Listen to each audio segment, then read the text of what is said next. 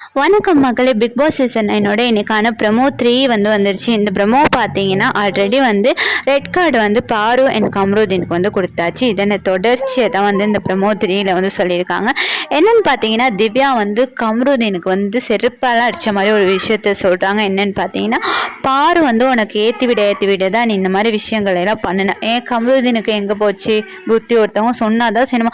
சுய புத்தியும் இல்லை, சொந்த புத்தியும் இல்லை, மற்றவங்க சொல்கிறத கேட்குற புத்தியும் இல்லை அப்படிங்கிறது தான் ஒரு உண்மையான ஒரு விஷயமா இருக்குது.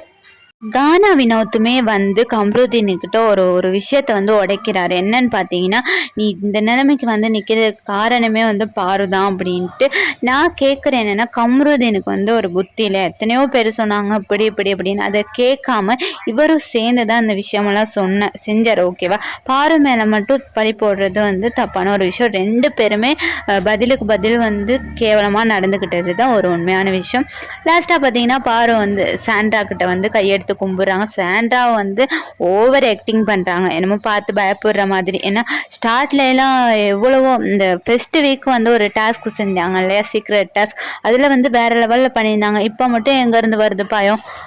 இதெல்லாம் ஓவர் ஆக்டிங்கா இருக்கு. இப்போ அவங்களுக்கான நியாயம் கிடைச்சிருச்சு. ரெண்டு பேர்த்துக்கு ரெட் கார்டு கொடுத்தாச்சு. இனிமேலும் இந்த ஆக்டிங்கை கொஞ்சம் ஸ்டாப் பண்ணால் பார்க்குறதுக்கு நல்லாயிருக்கும். கம்ருதீனுமே சாண்ட்ரா காலில் விழுந்து மனப்பூர்வமாக மன்னிப்பு கேட்குற மாதிரி தெரியுது. திருந்த மாட்டாங்க, எப்படியுமே ரெண்டு பேரும் திருந்த மாட்டாங்க. இதை பற்றின உங்களோட கருத்தை மறக்காமல் கமெண்ட் பண்ணுங்கள், லைக் பண்ணுங்கள், ஷேர் பண்ணுங்கள்.